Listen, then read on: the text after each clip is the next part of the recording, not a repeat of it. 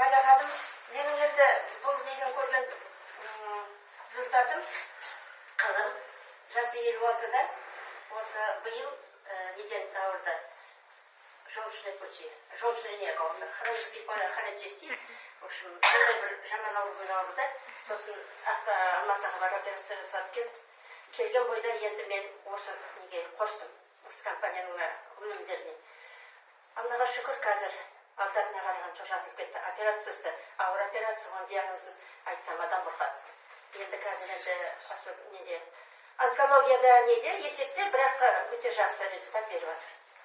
Тамаша. Екінші отағасым бұдан 3 ай бұрын жаман аурумен комаға түсіп кетті. Комада 1 ай жатты. Содан енді тәуір болып шықты.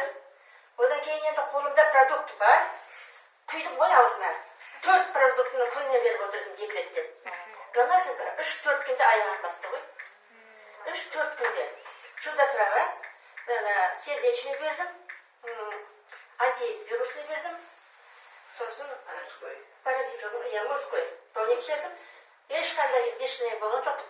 Сағатына да қарау, сағатқа қарамайсыз ғой, өзі әлсіз адамға ұйықтап кетті бере алмайсыз. Бояу мезгілінде сол күніне 2 реттен беріп отырдым. Қазір аяққа тұрып, Құдайға шүкір, жақсы болды.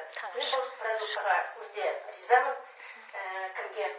Аслан мырзаға мен рахметім шексіз. 2 адамды осы өзінің продуктысымен құтқарды Құдай қарағанда.